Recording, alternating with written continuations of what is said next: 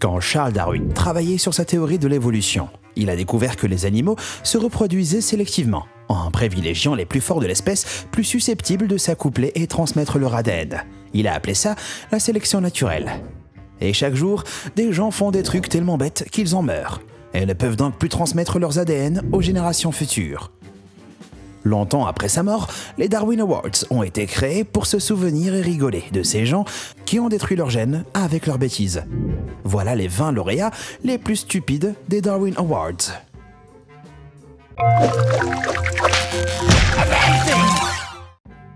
Numéro 20, sous tension. Quand le détenu Michael Godwin a vu sa peine de mort transformée en prison à perpétuité, il était reconnaissant de pouvoir quitter le couloir de la mort. Mais le karma avait d'autres plans pour lui. Un soir de 1989, il découvre que la télévision de sa cellule ne marche plus, et il veut la réparer lui-même. Donc, il se lance dans le bricolage. Bêtement, il se dit que ça serait une bonne idée d'utiliser ses dents au lieu d'un coupe-fil. Il mord un fil sous tension et s'électrocute, tout en étant assis sur des WC en métal. Godwin a peut-être échappé à la chaise électrique, mais apparemment, le destin avait l'intention de le voir mourir par électrocution. Numéro 19, tête en l'air. Lorsqu'un agriculteur brésilien découvre une ruche d'abeilles sur sa propriété en 2002. Il est sûr de deux choses. Les abeilles piquent et il doit les tuer par le feu. Personne ne sait pourquoi, il a décidé que le feu était la meilleure solution. Tout ce qu'on sait, c'est qu'il a fabriqué un casque de fortune avec un sac en plastique pour se protéger de la fumée et des piqûres d'abeilles. Mais malgré toute sa planification minutieuse, il s'était pas dit qu'il pourrait avoir besoin de respirer et n'a pas pensé à percer des trous d'air dans le sac. Quand il n'est pas rentré le soir, sa femme s'est mise à sa recherche. Elle a découvert étouffé sous la ruche. Ceci dit, sans aucune piqûre. Numéro 18, la cheminée explosive. Un après-midi de 2005, Marco décide de nettoyer la cheminée dans son atelier. Mais quand il essaie d'utiliser un balai, il se rend compte qu'il est trop petit. Évidemment, il doit improviser. Il décide que ce qu'il lui faut, c'est une chaîne pour tirer le balai à travers la cheminée et un truc lourd pour ajouter du poids. En regardant dans son atelier, il pense avoir trouvé le truc parfait. Une grenade. Tout ce qu'il lui reste à faire est donc de la souder au balai et à la chaîne. Sauf qu'il n'a pas pensé à ce qui pourrait arriver en allumant son équipement de soudage. Dès que la flamme touche la grenade, elle explose, le tuant instantanément. La cheminée, elle, n'est pas touchée par l'explosion. Numéro 17, un alcoolisme particulier. Le propriétaire d'une boutique texane, Michael, n'était pas un alcoolique ordinaire. À cause d'un problème de gorge douloureux, il ne pouvait pas boire par la bouche. Il devait donc trouver d'autres moyens de consommer son alcool. Et d'après sa femme, il est vite devenu accro au lavement. Cette méthode populaire est bien plus dangereuse, vu que l'alcool est absorbé directement par les capillaires du rectum. Une nuit, il a voulu se saouler et a décidé que la seule façon de le faire était de verser 2,8 litres de sherry dans son derrière. Ce qu'il ne savait pas, c'est qu'après qu'il se soit évanoui, l'alcool a continué à être absorbé et le matin, il était mort. Le rapport de toxicologie indique qu'il avait un taux d'alcoolémie de 0,47%. Il s'était quasi embaumé lui-même. Numéro 16, panne de frein. Vu qu'on nous rappelle constamment de recycler, les sacs plastiques peuvent être un vrai problème. Un jour, une Australienne de 58 ans allait faire les courses et a cru avoir oublié ses sacs plastiques. Donc, elle s'est arrêtée en voiture pour ouvrir le coffre. Si elle était plus inquiète pour sa voiture que pour ses sacs, elle se serait souvenue du frein à main. Pendant qu'elle avait la tête dans le coffre, sa voiture a commencé à reculer, l'a écrasée et tuée. Bref, bizarrement, elle a réussi à se faire renverser par elle-même. Numéro 15, à l'écoute du train. En 2002, un Roumain a décidé de ne pas jeter un œil aux horaires des trains locaux et de déduire si le train passait par le seul pouvoir de ses oreilles. Allongé sur la voie ferrée, il a appuyé sur ses oreilles contre les rails pour écouter si le train approchait. Son audition ne devait pas être terrible, parce qu'il l'a jamais entendu. Il a été heurté par un TGV venant en sens inverse et est mort immédiatement. Numéro 14, là-bas, la vida loca. Ça ne vous agace pas quand votre lampe à lave ne chauffe pas assez vite. Bon, en tout cas, ça horrifie Philippe, un jeune de 24 ans, après avoir branché sa lampe à lave et attendu quelques minutes. Il a été déçu de voir qu'il se passait rien. Il a donc décidé d'accélérer le processus en la mettant sur sa cuisinière. Mais comme le contenu de ces lampes est conçu pour résister à des températures de 40 degrés max, elle a vite surchauffé et explosé. Il a été tué quand le verre de la lampe s'est brisé et est rentré dans son cœur. Pas très groovy tout ça. Numéro 13, sous pression. Deux camarades d'une usine d'aluminium roumaine qui s'ennuyaient ont voulu s'amuser avec un tuyau d'air utilisé par les machines industrielles. Souffler la poussière de leurs vêtements est vite devenu ennuyeux. Donc, ils sont passés au niveau supérieur et ont décidé de retirer leurs vêtements. Ça a commencé à partir en vrille quand un des gars a voulu voir ce qu'il se passait s'il pompait 6 barres de pression atmosphérique dans son anus.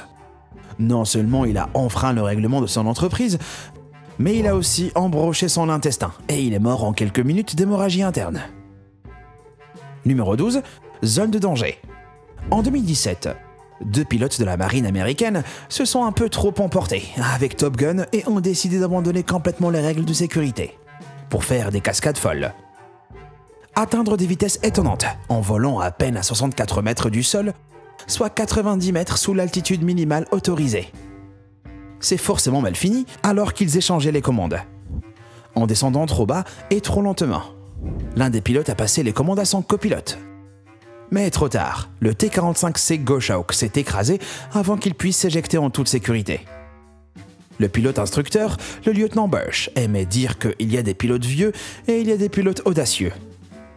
Il a omis de mentionner qu'il y en avait aussi des horriblement stupides. Numéro 11. Contrôle de vitesse. L'humain le plus rapide peut courir à plus de 43 km/h, mais après avoir accéléré et en prenant de l'élan. Un ado néerlandais s'est dit en 2004 qu'il pouvait faire mieux et atteindre cette vitesse en un clin d'œil. Pour impressionner ses amis, il a réglé le régulateur de vitesse de sa voiture sur 32 km/h et leur a dit qu'il allait sauter et courir à côté de la voiture avant de remonter et de partir. Mais ses amis choqués ont pu que le regarder sortir de la voiture et se cogner tout de suite la tête sur le goudron. Il est mort le lendemain. Numéro 10. Chasse au trésor. Décrite comme la plus grande chasse au trésor au monde, l'appli Geocaching permet aux gens de suivre des indices en ligne pour trouver des petites boîtes à trésors, appelées géocaches, cachées vers chez eux. Ça semble être inoffensif, jusqu'à ce que quelqu'un décide d'aller sur une voie navigable inondée à la recherche de bibelots. Quand les météorologues ont averti la République tchèque que des tempêtes arrivaient, la plupart des gens ont prêté attention, mais pas ce groupe de géocacheurs qui a grimpé dans un tunnel souterrain d'aqueduc. 2 membres du groupe ont survécu et 2 ont été emportés. Et un jeune est toujours porté disparu. Numéro 9. La cigarette de la mort. Personne aime les lents trajets en bus. On est à l'étroit et c'est ennuyeux. Sans oublier que vous partagez en fait une boîte de conserve avec des dizaines d'étrangers qui font des paix. Une femme écossaise avait pas vraiment envie de passer 12 heures coincée dans un autocar de Glasgow à Londres sans cigarette. D'après les passagers, elle devenait de plus en plus agitée et ils l'ont vue avec horreur commencer à se jeter sur la porte avant. Le bus roulait à 100 km/h quand elle est tombée sur la route, avant de passer sous les roues. Fumer tue vraiment. Numéro 8. Le repose-pied fatal. La plupart des gens vont au ciné pour voir le drame à l'écran, et pas à côté d'eux. Quand un homme a réservé des tickets dans la zone VIP de son cinéma, il espérait passer un bon moment. Ce qu'il a obtenu à la place, c'est un ticket pour les Darwin Awards. Après avoir laissé tomber son téléphone sous son siège, il a essayé de le récupérer et s'est coincé la tête dans le repose-pied. Et comme ça suffisait pas, il a fait un arrêt cardiaque et est mort à l'hôpital. Numéro 7. Les chutes Victoria. Michael était un homme intelligent de 50 ans.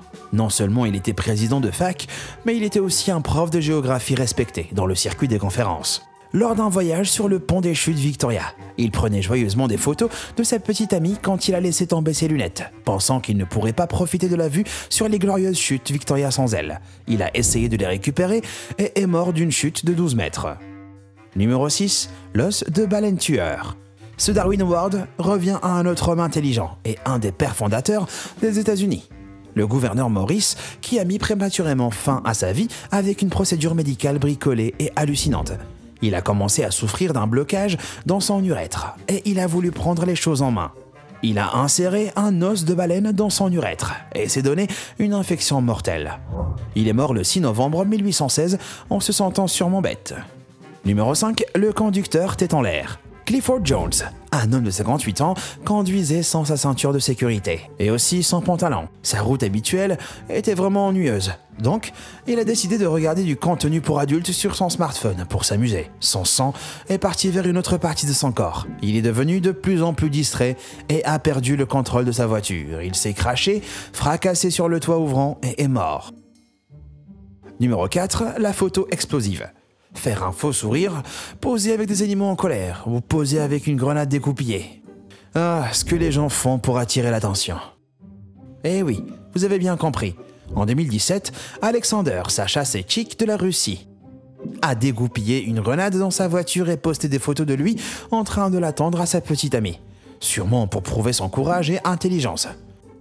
Une source du service de presse russe a déclaré que l'homme n'a pas réussi à réinsérer la goupille de la grenade à la main. Et la goupille, c'est le mécanisme de sécurité. Le levier sur le côté est le mécanisme de tir qui active la grenade quand on la relâche. Mais mieux vaut quand même pas prendre le risque de retirer la goupille. La police a qualifié sa mort d'accident et non de suicide. Comme il pensait qu'elle exploserait pas tant qu'il la lançait pas. Numéro 3, le selfie et le nounours. Prabhu Bhattara, un Indien, rentrait chez lui après un mariage quand il a repéré un ours noir. Voyant ça comme une super occasion de prendre une photo, il s'est approché et a tenté de prendre un selfie avec. Évidemment, l'ours l'a mutilé. Il est mort peu de temps après des suites de ses blessures. Mon conseil, restez loin des ours. Ils peuvent être mignons, mais si vous les photographiez sous un angle qui leur donne l'air gros, c'est fini. Numéro 2, scier une grenade. 2 pathologistes à un dîner-conférence en Allemagne ont raconté l'histoire d'un homme qui est tombé sur une grenade de la Seconde Guerre mondiale. Au lieu de rester loin, il a voulu l'ouvrir pour voir comment elle fonctionnait.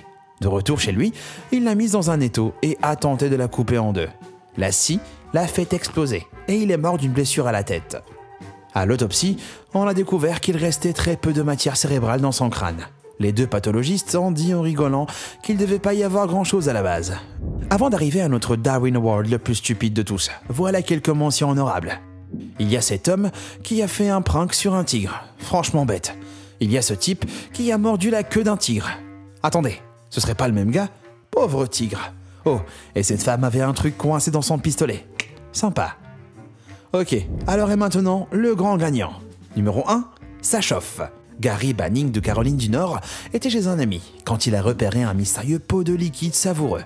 En se disant que c'était de la sauce piquante, et sans prendre la peine de vérifier, il a enlevé le couvercle et a commencé à boire. Mais il a vite découvert que c'était pas du tout de la sauce piquante, mais de l'essence. Le choc d'avaler de l'essence était trop fort, alors il a tout recraché et essayé de calmer ses nerfs avec une cigarette. Il l'a allumé, pris feu et est mort le lendemain. Alors, lequel de ces lauréats des Darwin Awards est vraiment le plus stupide? Dites-moi ce que vous en pensez dans les commentaires.